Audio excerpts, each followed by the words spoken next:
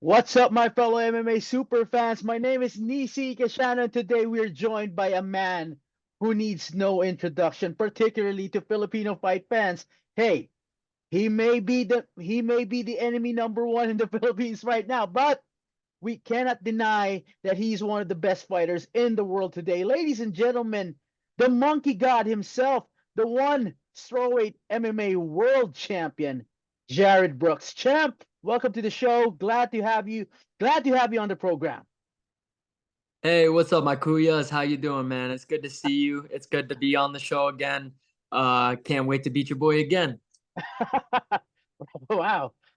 Look, Jared Brooks is not holding back. Well, as you mentioned, at one at 166 in Qatar on March 1, you are going to run it back with well, your friend from the Philippines, Joshua Pacio, for your one strawweight MMA world title. I'm not going to ask how excited you are for this fight because it's obvious you're all fired up for this. But getting to this point was a challenging endeavor for you as a champion. You had to, at one point, you had to basically call out all the possible contenders in the division, and sometimes you had to play matchmaker on social media for you just to have a fight.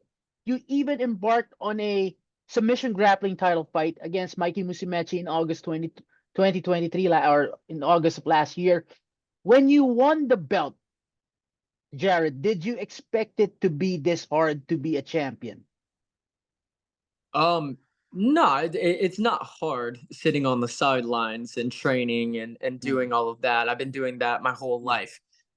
Mentally, yeah, of course, I want to fight every 3 months or every 2 months. yeah, It doesn't matter who it is. It could be yeah, Demetrius Johnson. Give me Demetrius Johnson in 2 months. But at the same time, patience is a virtue, and I yeah. think with my virtuous ways, it's just gonna come out and show even better in 166.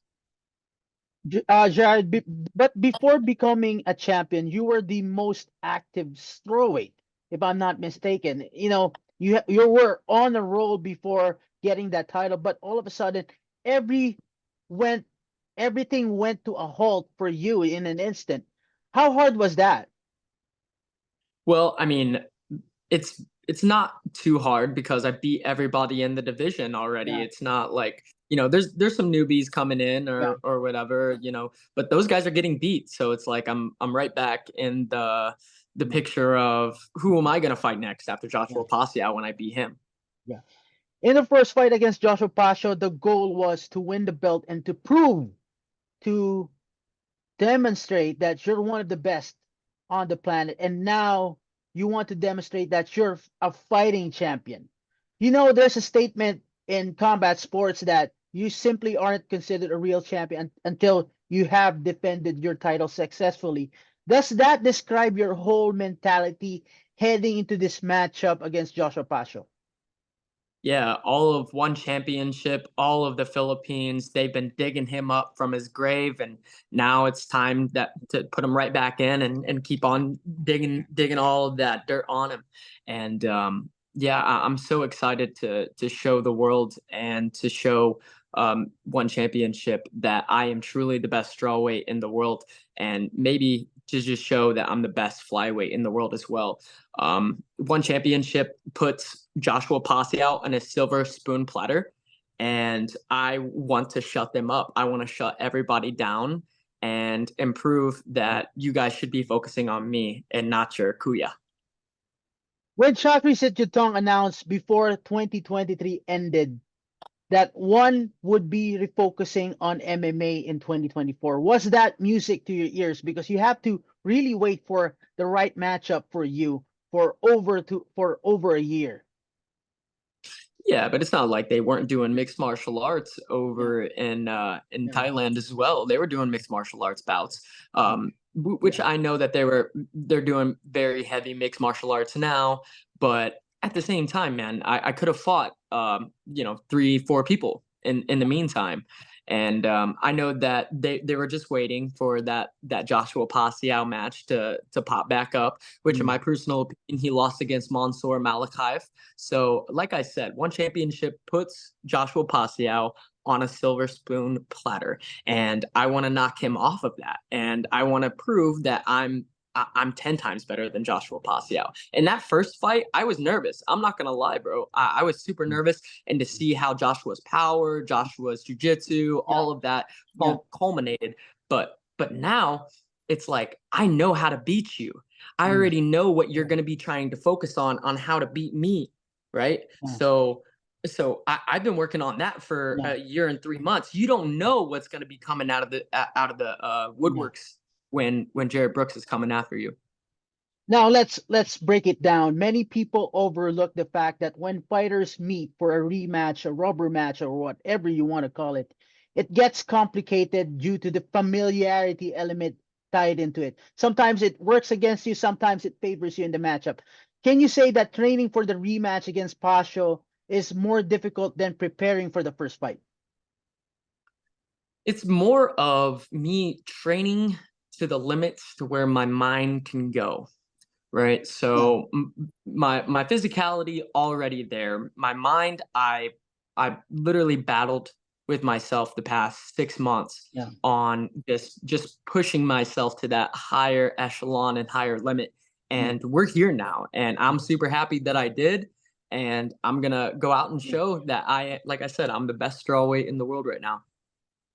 Jared, you mentioned about it. You mentioned about the Monsour Malakaev fight moments ago, but since that, let's go back to 2022, December of 2022. Since that fateful night when you took away the title from Joshua, it's safe to say that it served as his wake-up call.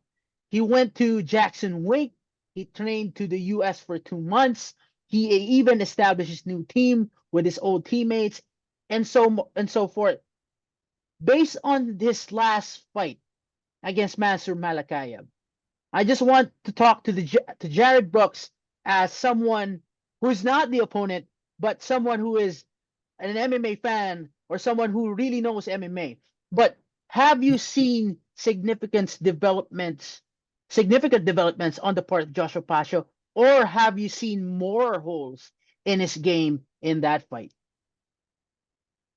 Watching Monsour Malakaev go against Yusuke Tsuruta really just showed me where Joshua Pacio is and how much he has actually improved. I'm not saying that Tsuruta didn't improve, but I think that Joshua, his takedown defense is pretty good. I mean, it's not been bad, but I've gotten those holes covered 100%. I do think that the matchup was great. I thought that it was a close fight. As far as judging goes and the one judging scorecards, Joshua did win just because he got that catch. But besides those 2 guillotine catches, and Monsour tripped over his own ankle. It wasn't over like a leg kick. As an MMA fighter, I see that. But Joshua, I know that he's working on his angles and his boxing, stuff like that, but I got a recipe for that too, man. I am not worried about whatever he's been working on the past 3 months since he's fought. I mean, how much better are you gonna get in 3 months, bro? Besides your hunger and the things that are correlating when you're going into this next fight. Were you surprised that he got hit by that spinning back fist from Monsour Malakaev in that fight? That's his own technique, in that fight. Yeah. Were you surprised?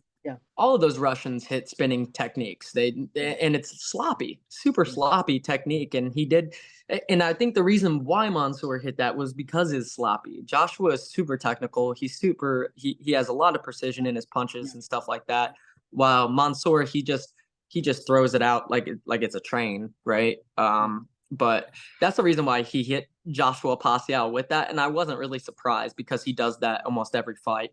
So but besides Monsour coming out and hitting that, I was not really impressed with either one of them. Yeah. Now, heading to your rematch, in your opinion, what do you think Joshua Pacio will do differently this time around? I think that he's going to try to keep his feet moving a lot more. I think that he's going to try to hit angles with punches, and I Yeah. don't think he's going to be hitting a lot more spinning techniques, and I don't think he's going to be doing a lot of body kicks because I just, I overexerted whatever he had through that. So no, I don't see too much. I think that he's going to be trying to look for guillotine since that worked with him with Monsour, but I have a very short neck. It's going to be very hard to guillotine me. Like he tried the first fight and it wasn't working for him. So I think that that Josh is just going to come out, try to be a little bit more aggressive in the later rounds. But my job is to tire him out like I did the Yeah. first time. And I think he's going to have a worse camp than what he did with Team LeKay, man. Because Team LeKay, that was his whole Mark. Let's just say when I have my coach James Lee, right? James, Yeah. he is Yeah. on my ass every single day, and he's just like, "You're gonna do this. You're gonna do this." He knows me like the back of his hand, right? Yeah. Edward Folliang does not know Joshua Pacio like the back of his hand, Mm. like Mark does. Yeah. So I think that that's going to play a key factor into this matchup as well. Yeah. And I think that half of those guys, they're not working as hard. And I'm paying attention to all of the video that you're putting out, the Yeah. videos that Lion Nations are Yeah. putting out, all of it. And I'm looking at it and I'm just like, you guys aren't working like the way you were working over Yeah. at Team LeKay. You guys were working like serious conditioning. And Yeah. I understand he's going through a nutrition program, which I think that that's all bullshit anyway.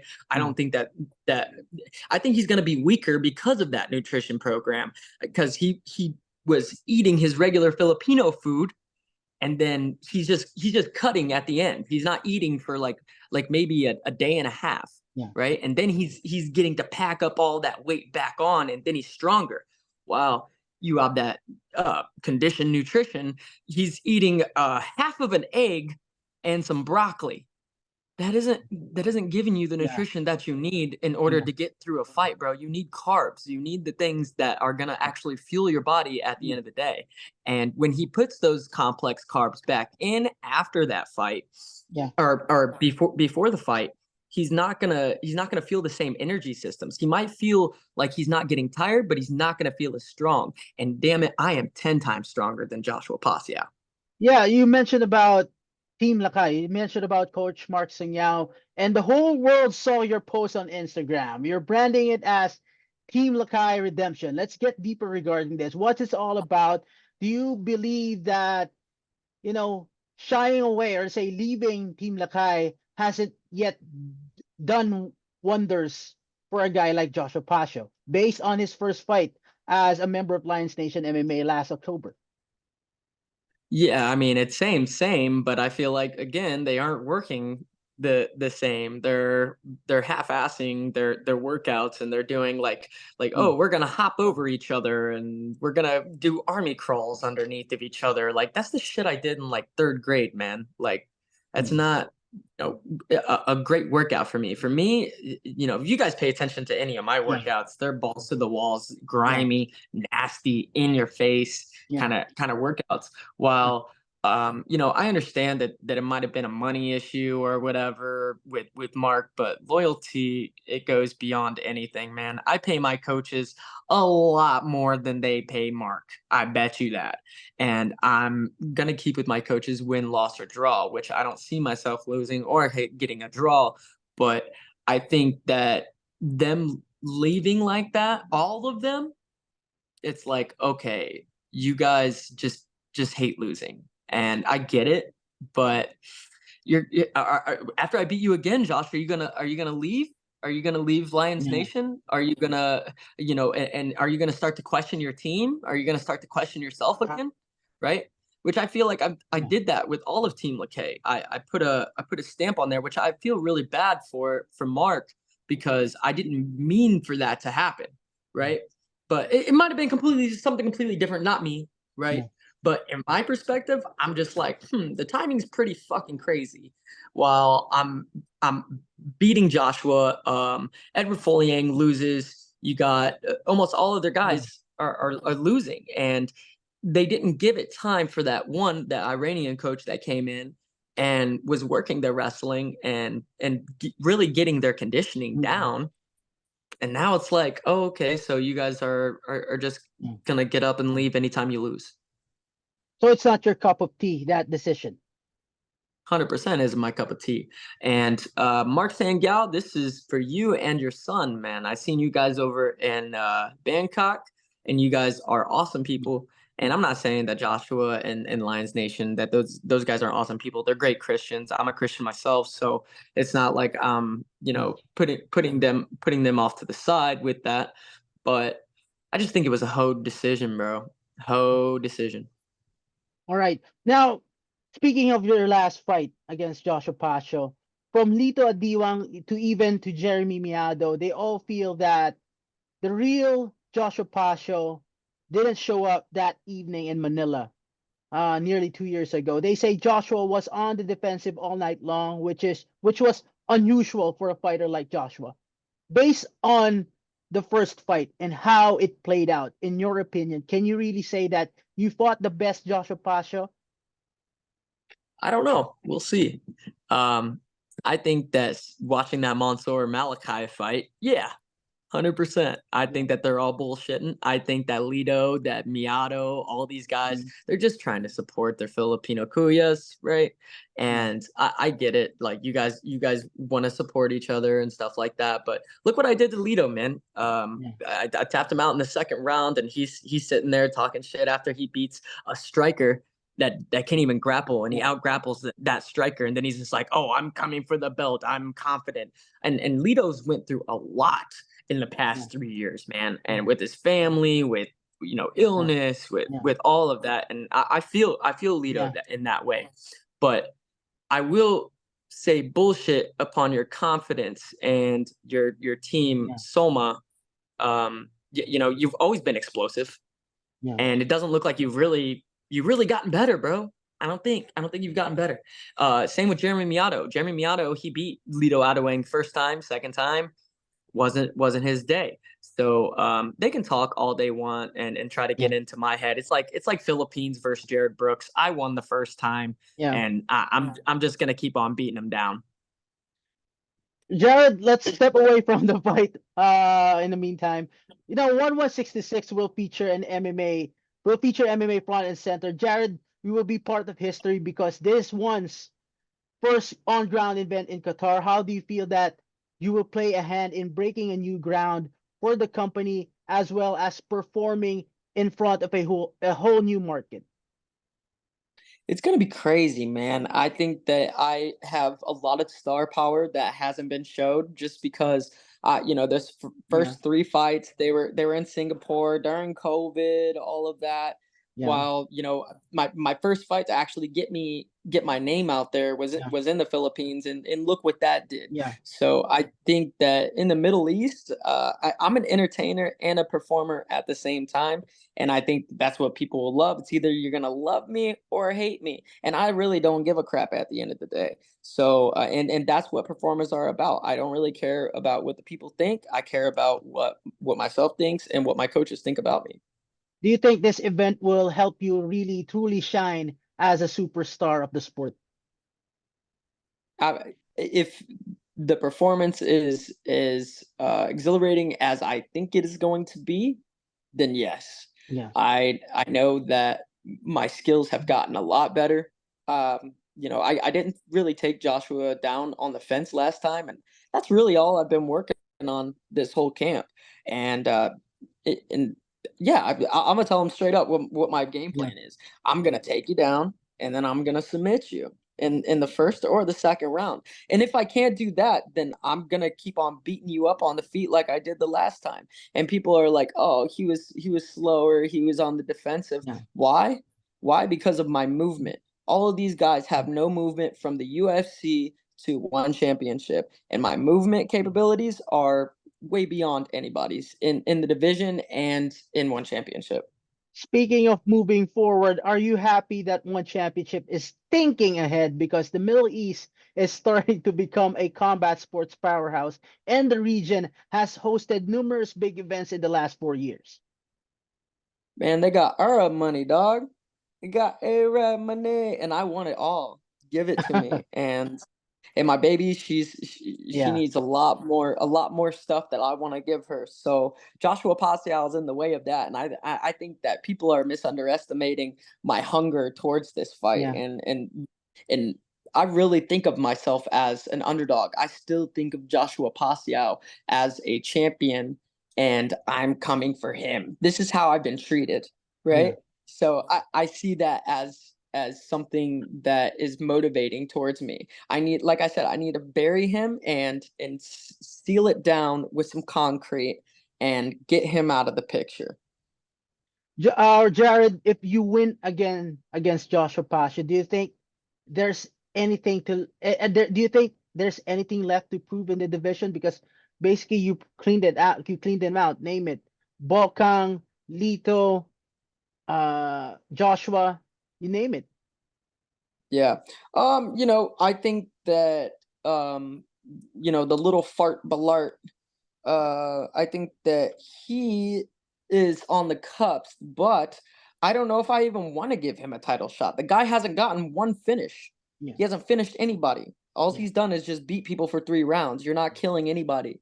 You're just sitting there getting through the fight. So, I really see, to be honest, I'm not looking crazy ahead, but I really see a match with me and Demetrius actually happening.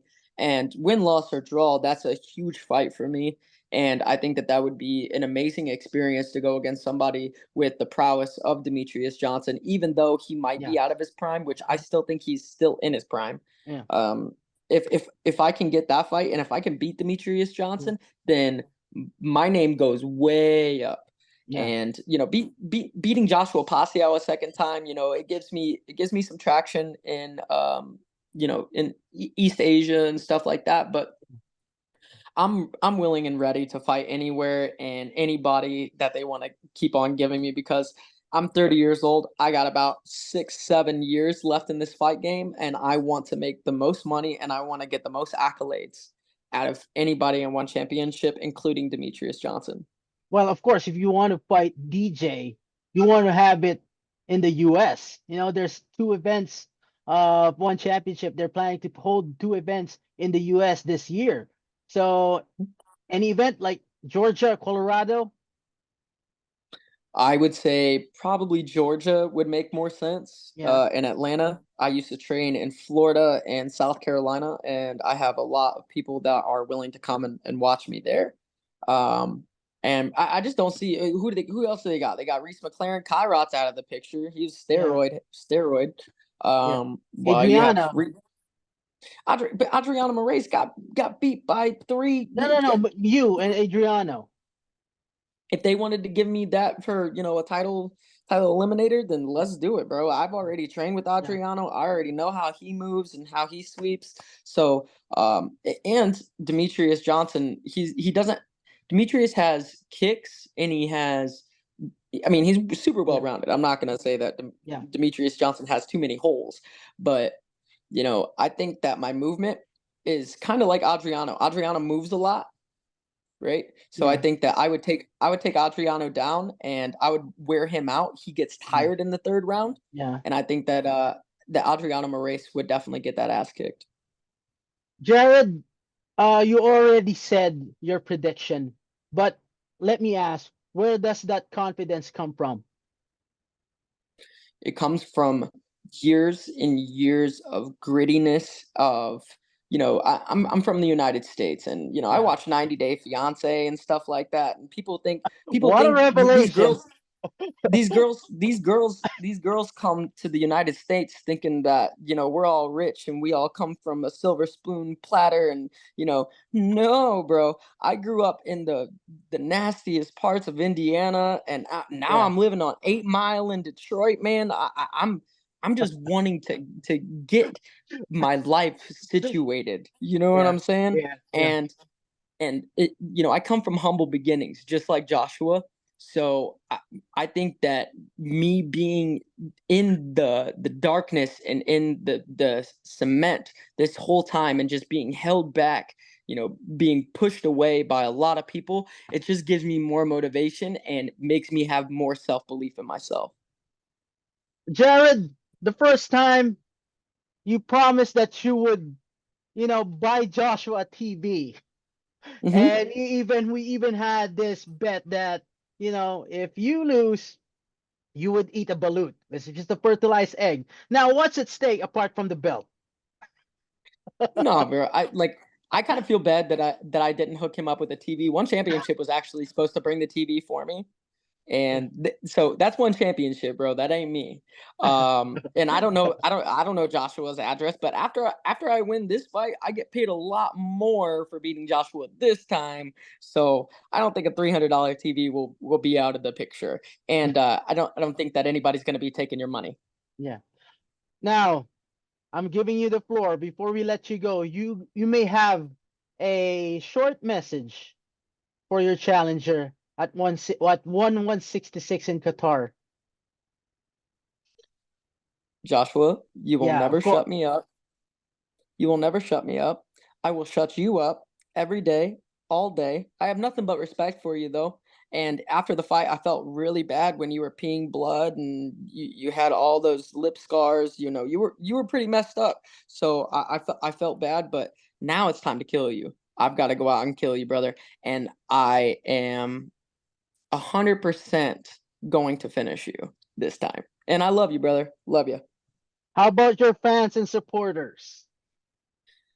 All of you guys are amazing. All of One Championship fans are amazing. I've gotten nothing but love from the Philippines after the fight. I thought that was awesome. So I appreciate all of you Kuyas that are watching. Even when you guys are in the Middle East, I know like 250,000 Filipinos are going to be there. So hopefully after this fight, then you guys adopt me as your Filipino Kuya.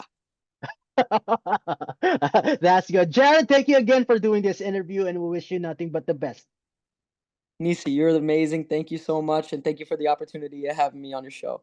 Yeah, well, of course. That's it for all of us here on the MMA Superfan. Don't forget to like, share, and subscribe, and also hit the notification bell to stay up to date with all the latest content from the MMA Superfan. Again, I'm Nissi Icasiano with the champ himself, Jared Brooks. Till next time.